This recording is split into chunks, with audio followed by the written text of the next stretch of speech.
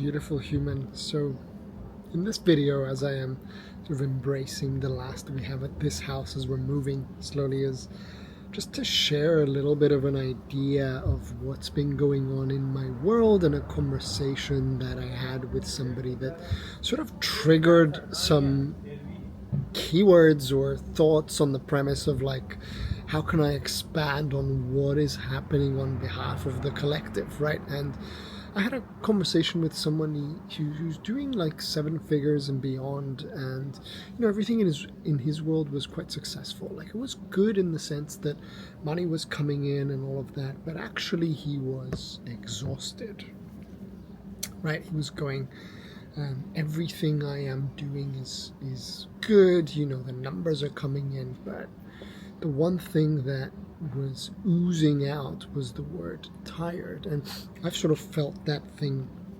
myself, right? Where you're sort of going, it doesn't matter how many times I show up. I'm now in this point in business where I'm going over and over and over the same thing. And maybe that is true for you. So this video is going to be a little bit different in the sense that I want to speak to the models that we follow, the businesses that we build, and just leave it a little bit more open-ended, because for me, tiredness stems from not looking inwards. And I, as an agency founder myself, used to build websites and scale a team, and I didn't know any better.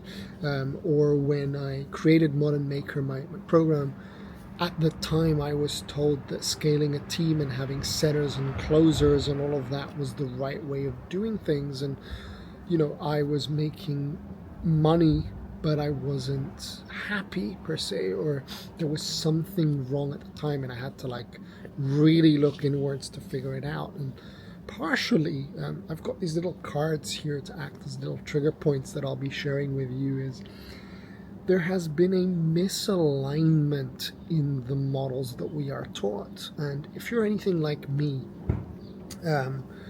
all of us were sort of taught things by the book, right? Maybe you read Hormozi's $100 million offers, or you got coached by a consultant or another coach who had their own model. Like, if I look back to the thing that I was just referencing, in my world I was told I needed to send outbound messages, and I needed to get on sales calls and have a high closing rate and follow up and do all of this sort of stuff that wasn't really me.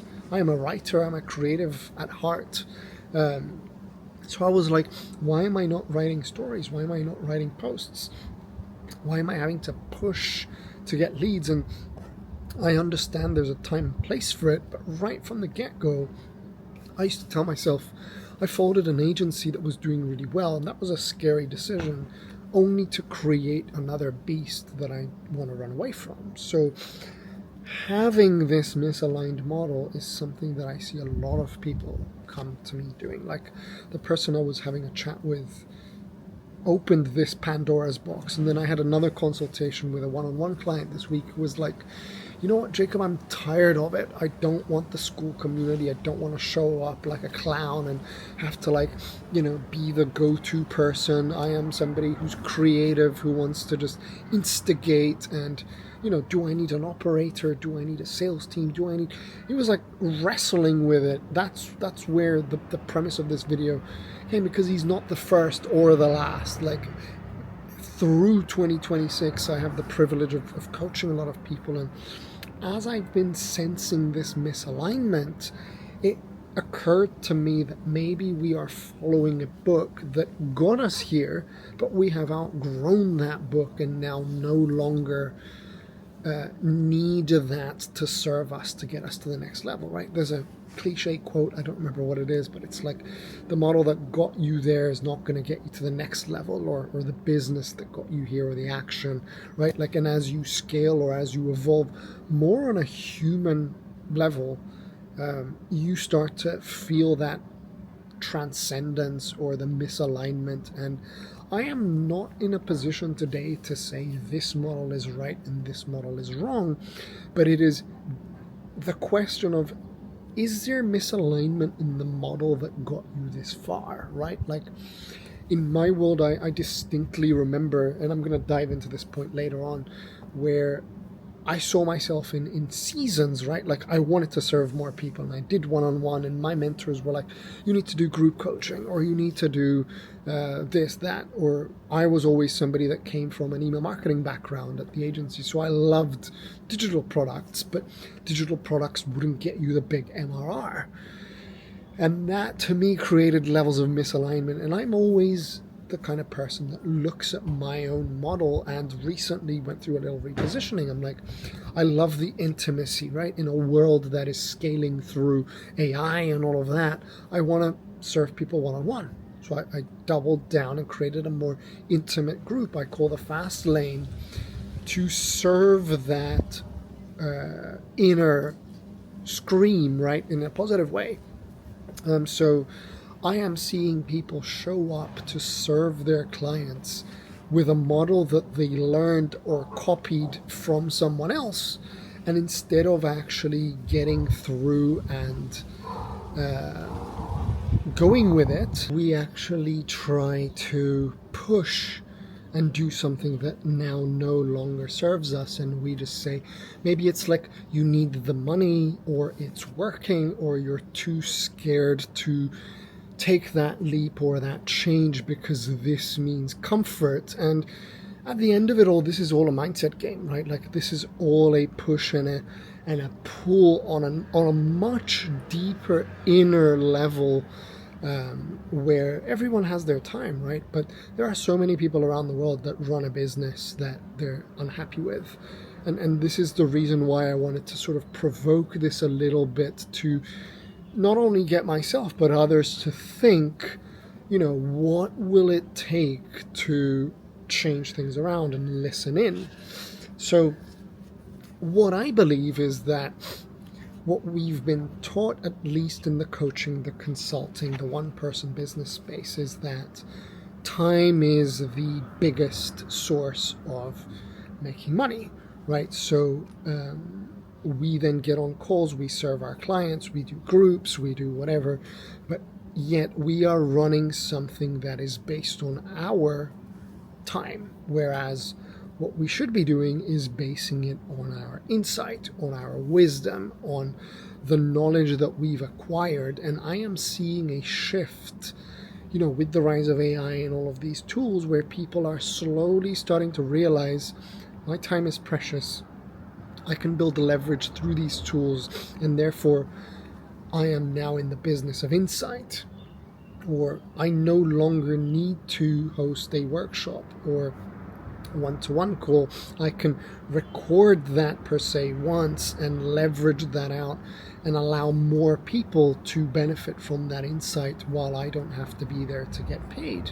And that is a really, really cool part, because so far, I've heard people or mentored a lot to say, I need to do outbound, I need to do this workshop, I need this free webinar, then they do the close, and then it's, I need to have a weekly call, I need to do all of this. And I always challenge them to say, do you really? Or can you create a business that is a lot more insight driven, or at least, it doesn't have to be immediate, but it is get to the point where you start thinking of these other options and ways that you can benefit from or help others benefit from. Because at least I believe that information and strategy with the rise of AI is becoming so much more commoditized, and what matters more is your insight, your lived experience, your perspective that comes from actually being in the terrain, right? Like not giving someone a map. AI can give you that map a lot faster nowadays and more accurately, but what matters is your wisdom that is derived from having done your job so well over the years and providing that insight. Alternatively, what I found, for example, in my world, because I have created tools that will scrape a workshop and people can interact with chat and gain that insight. Like, what did Jacob say in this workshop?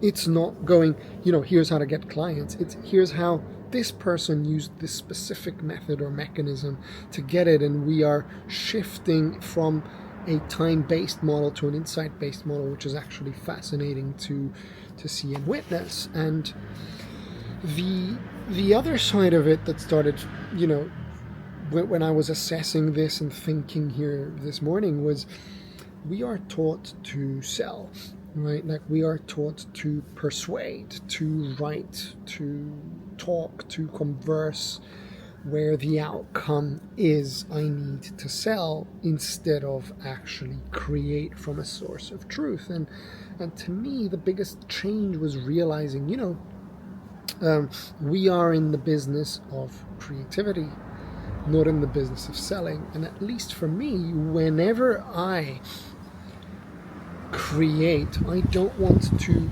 any longer create from a place that has an outcome that needs to sell. And people have actually come to me over the last few weeks and said, yeah, but if you don't sell, you're not going to live, and this and that, and you're not going to be able to earn a living and have predictable KPIs. And I'm like, okay, I understand that, but on a much inner level, when you create to sell, then you're not being that true, raw, radical, radiant, unapologetic version of yourself. You are putting on a mask in order to get the job done.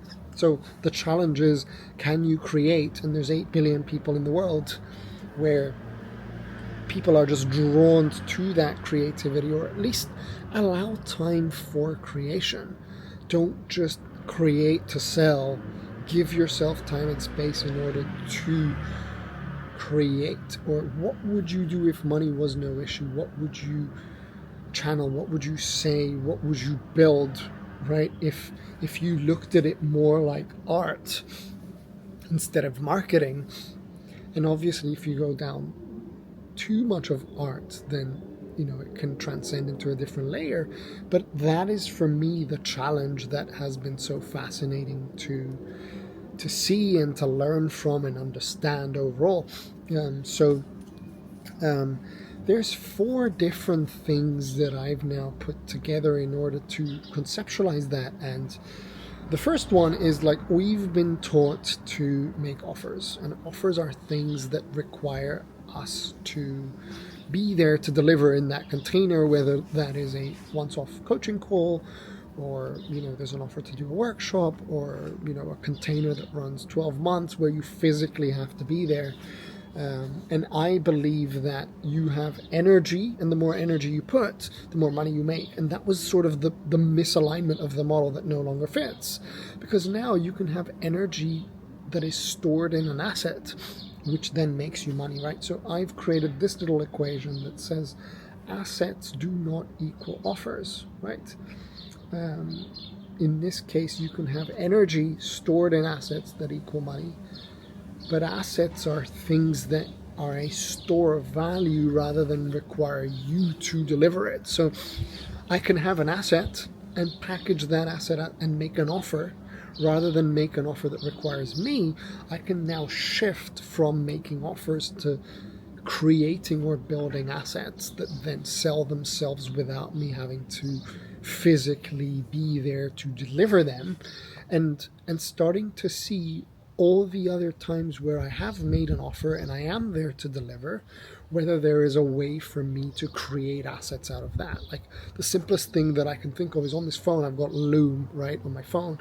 And a lot of the async work that I do with clients is me walking the dogs or being out here or in the office where I'm recording a Loom video for somebody to answer. And then they're not in there. I can ask for permission and say, can I now box this up, create an asset, and see how many more people I can help through creating an asset out of that. Or one of the best things that has happened to my business is a workshop I did on offers, or a game plan tool I created, which I've now boxed up, and hundreds of people, I think actually no, 2,000 something people have bought it. I can't remember what the back end of it was, but I've had 2,000 plus customers buy that workshop that I did in 2023, and then ever since I've rejigged it to add an AI component. I'll drop it down below, called Iggy the Offer Maker. Or I've created now a virtual consultant that creates game plan calls, and I've assetized, if that is even a term, that offer. So Number two is, I can only speak for myself or the community that I've built and what I'm hearing, and I'm blessed to have, bodies around me that can tell me how things feel, is many people just don't create space, right? And then they just show up and they do stuff, and it's under pressure. So for me, the most important thing is to create space to think, right? Space to simplify. We are so caught up in creating more content, sending more DMs, doing more stuff, where we've forgotten to create space to think. Or I found myself many times waking up and picking up the phone and then reading an email, going into Claude or GPT, or like trying to answer. It's like, bro, you were not wired this way. Give yourself space to think. Or I now go on phoneless runs for 1-2 hours at a time, 3-4 times a week. And it sounds really crazy, but it's like, that's the time you are with no devices. And then it's like, I don't need to run. Can I create more time like that, more space to think, to read a book, to make cards like these, right? That are hand written, so I don't have to be on a device. And not just that, I start to see that by sheer overconsumption and FOMO and whatnot, we trap ourselves in like the more, where actually what we need is to just have some space to think and simplify. The other side of it for me is like following depth and not reach, right? Like, we are in this client acquisition business where you need more leads, you need more clients, you need to go wider and run ads and expand and go multi-platform, and all of this. It's like I'm saying it and I'm gasping for air, because actually what we need, at least for this season, and I say we very slowly and calmly. It doesn't, like, if you're watching this and like I absolutely disagree, then that's no problem. Like, if this doesn't work for you, you find what works for you.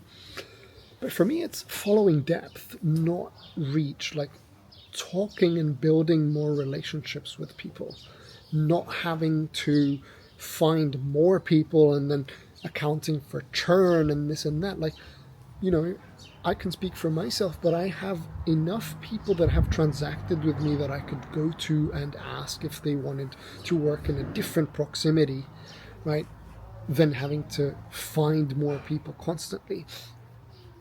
So following depth, creating deeper containers and deeper relationships is something that's going to be, at least in my world, as a big focus. And sort of the last point is, we work a lot by calendars, and I've seen a lot of these productivity gurus and people who are like, block everything off in your calendar and make sure you do this and color code that, and Wednesday should be this and Friday should be that. And I'm like, as human beings, we are wired to rest. We're not supposed to be machines.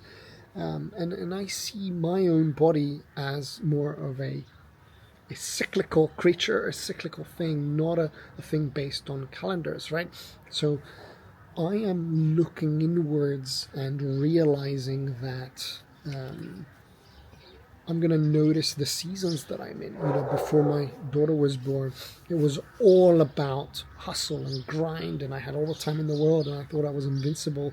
And then I was like, whoa, I'm in a season now where I feel like slowing down, and that's okay. Maybe other people want to take 3 months off, and that should also be okay.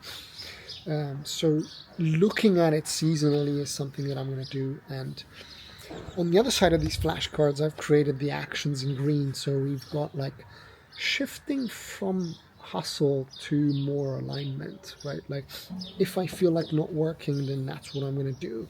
If I feel this part of my model is misaligned, then I'm going to follow alignment. I'm going to frequently ask myself, what is working, what is not working. And in my world with Modern Maker, one of the things I'm really bullish about, that I've spoken over and over again, is these micro snacks. I'm in the business of turning leads to customers first before turning them into clients, by offering them a small bite of my universe before offering them a big thing. And I much prefer digitizing that and building assets and helping more people through these micro snacks, and then talking to customers that have transacted with me to ascend them into client territory where they buy the bigger snacks. And I'm actually embodying what the word modern maker means to me, right? Like being able to make things and articulate insights and put bytes and content and emails and funnels together to make in the modern day and age, versus our ancestors who maybe made buildings and made the Parthenon and the pyramids and whatnot by stacking bricks together. We are stacking our own digital bricks per se. And as I said before, I'm here to deepen existing relationships. Like, this is the reason why I do these more longer form YouTube videos. I'm not looking for a crazy amount of views. I'm just looking for people. Like, my vibe attracts my tribe in a way. I don't know how else to put it, where somebody who's watching this far is the only person I care more about. Like, it's not like being, what is the saying? I think it is like, instead of being known well, make everything in your power to be well known, right? Or is it the opposite? Like, when you're well known versus known well. Yeah, that's it. I don't want to be well known by everybody. I want to be known well by a very small amount of people. Hopefully I didn't butcher that. And the other thing with the cycles that I am noticing as well is, like, the loads of people that are burnt out and they're complaining and they're feeling this misalignment are people who worked in 12-month cycles and they're trying to sell paying fulls and this and that. And for me, it's like, my body's telling me, go for 3-month cycles, 3 at a time. Get someone to go full circle around something, and you don't need to go 12 months into the game and like tire yourself out if that's not what the universe is calling, right? And the other side of it is creating art from the heart, not creating content because this guru said I need to write this way. I'm not here to persuade anymore. I'm here to demonstrate. I'm here to create. I'm here to demonstrate what process and what thoughts, insights, values, philosophies, ways of thinking I have. And whoever wants to come through to my world, that so be it. And whether that slows down, it is a model that is much more aligned with me trying to instead save a swipe file of people. I'm going to copy your model or whatever it is, and rearing away from art and more into sounding like someone else. So another big thing that I've noticed overall is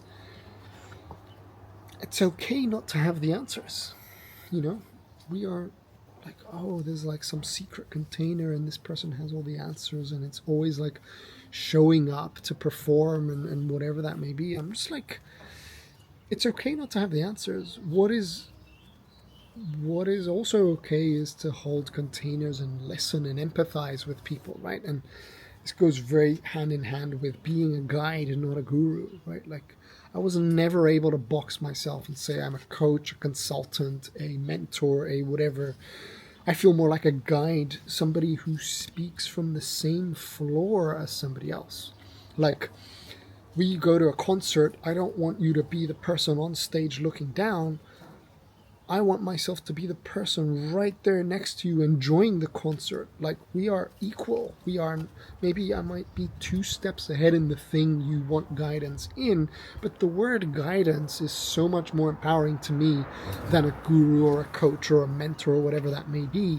So I'm going to lead from a place of, being on the same floor as people. And if there's one thing I want to say to sort of end this video is, I invite you to share your own insight from your true lived experience, whether that gets more or less views or startles some people, right? We're at a place right now where there's, the collective is reacting to what's going on around us. And it's so important to share what's in here, right? Like, you're more than experience. You've gone through so much, and it's a shame to live through this repetitiveness and all of that. So My invitation to you is, like, if there's anything through that resonates in this video, I'd love for you to let me know, and also hit subscribe. Would be fantastic to have you, and I'm grateful for you if you're somebody who's coming back. But inviting you to share your insight more and open up those channels more and look through into a business that feels more aligned. And hopefully there was even 1% in there that allows you to ponder and think of where your next step's going to be. And on behalf of myself and the collective, sending you a ton of love, and hope to see you in the next video.